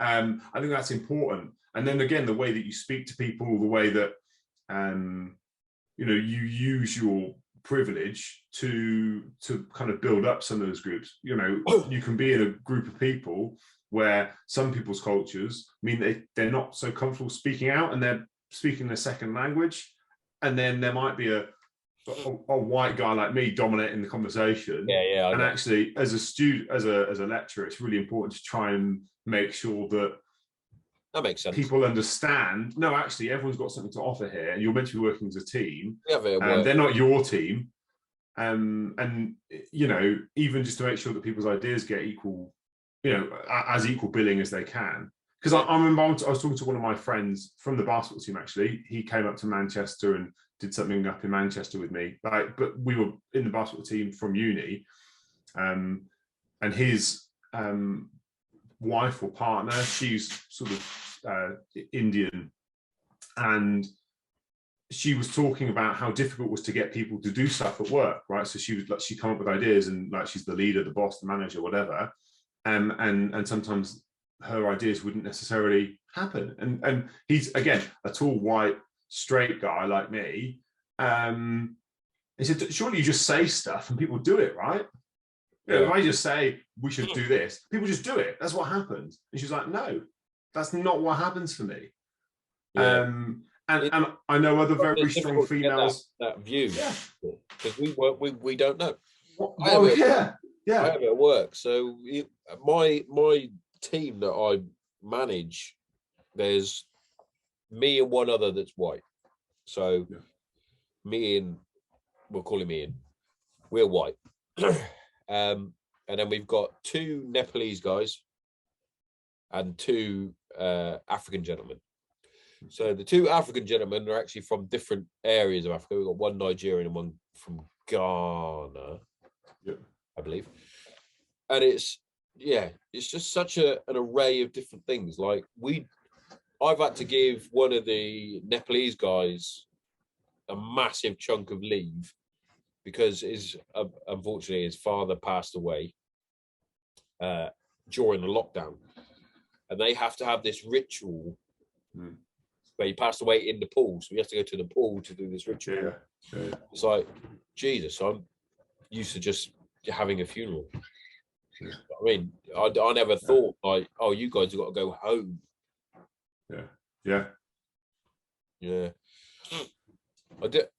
It's just different. And going back to the religion thing, like I really wound Jess up the one day because she was talking about religion, and I was just like had an answer for everything, and she kept like poking little bears, poking the bear she was.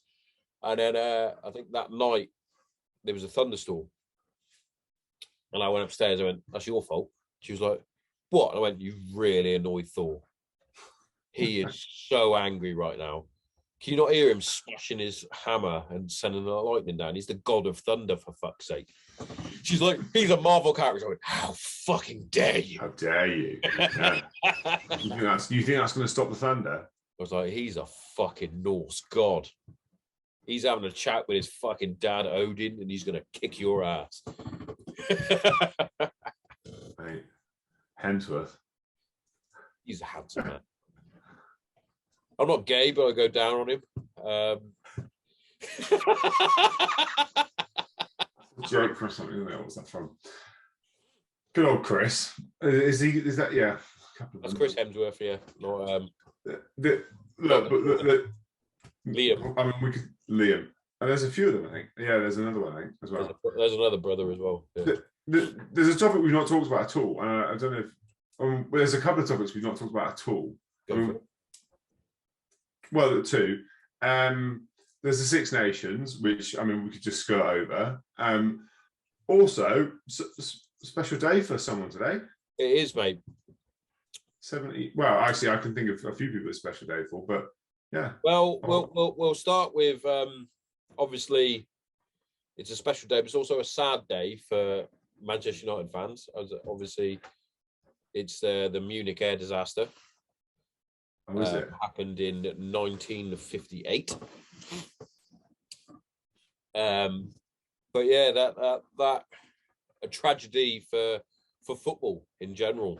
So we'll talk about that briefly, because a lot of people talk about those that were playing for Man United that died. So there was 8 actual first team players that passed away during the disaster. There was also 3 members of staff, and I believe there was a good few just civilians that were on that flight. There was 23 in total that perished. It's just the sort of the foundation that Manchester United was built on was the youth setup that they brought in, which is why they were called the Busby Babes. Yeah, and how they went from that disaster in 1958, losing 8 first team players. Back then, they obviously didn't have a large squad as it was. So then 10 years later, they were the first English side to lift the Champions League, or European Cup as it was called. Like when they first started to rebuild, they were borrowing players from fucking Charlton, Leicester, Nottingham. Like they were phoning them up saying, "Have you got any spare players? Doesn't matter if they're any good or not." Just so that they could stay afloat.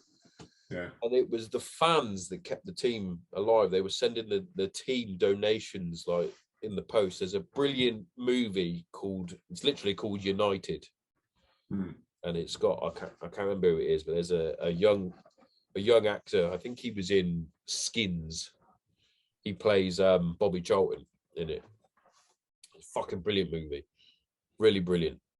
And funnily enough, there's a lady that used to work in what was the Moss Cottage that is now the Humming Garden. in Hereford. Beryl, her name was. Now, Beryl used to date Duncan Edwards, who was the Manchester United captain.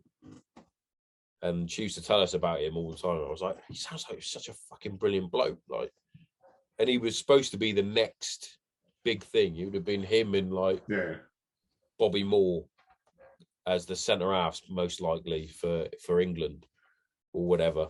Just fucking unreal. But yeah, sad day for that. But also a happy day. But technically, it's not. Yeah. It is. Because today would have been the day where the King died. Yeah. And our Liz. Her Majesty, HRH, Queen Elizabeth II, became Queen. Yeah, 70 years. I mean, 70 years, mate, on the throne. It's incredible. Is it 70? Have I made that up? 70 years, Platinum Jubilee. 70, right? It's incredible. Remember the Golden Jubilee? Yeah, we have a party at my gaff. Yeah, we threw eggs, mate. Throwing eggs. Yeah, I remember that. We won the down the road. Yeah, we weren't throwing eggs at people, just so everyone knows. We were throwing eggs to each other. You had to catch an egg. Yeah, and it was who could be the furthest away. Yeah, we were something British. Yeah.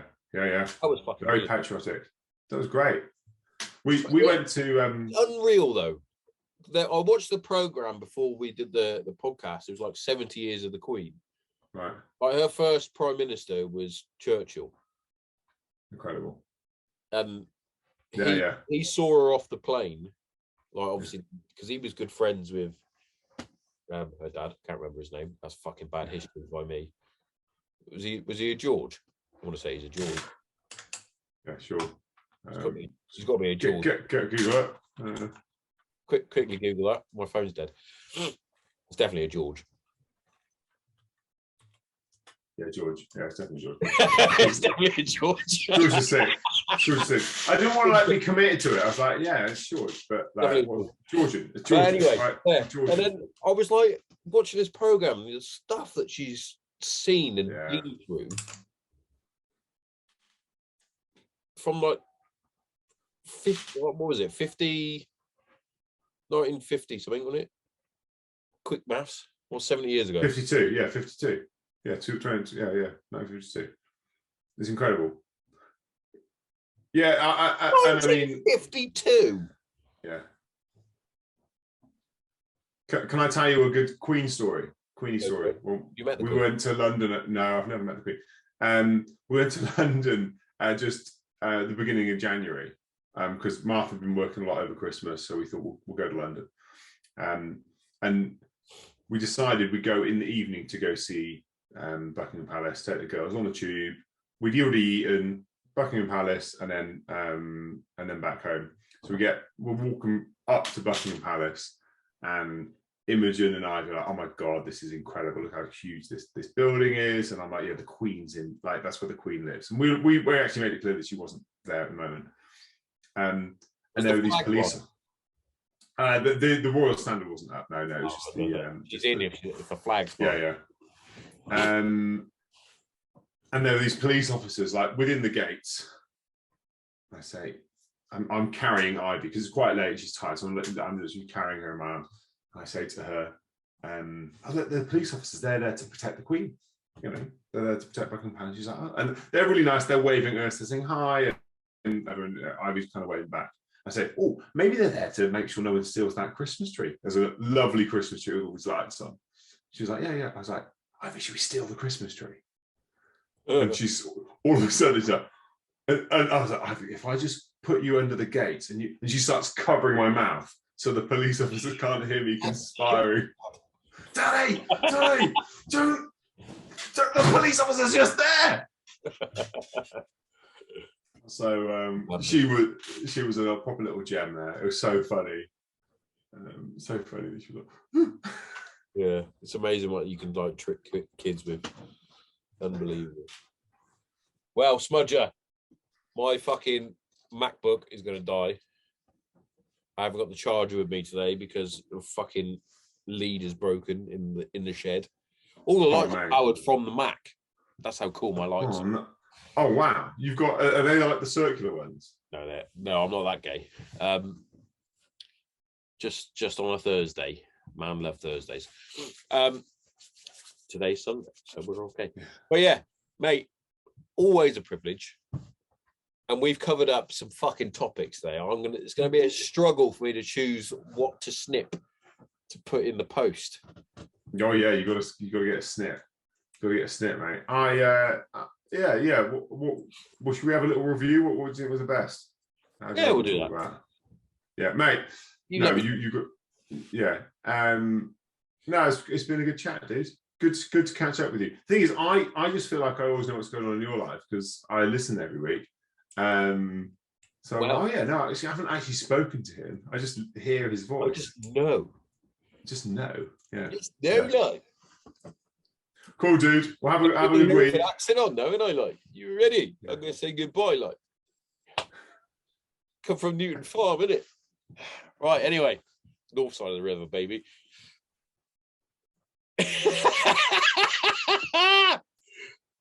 Smudger, always a privilege.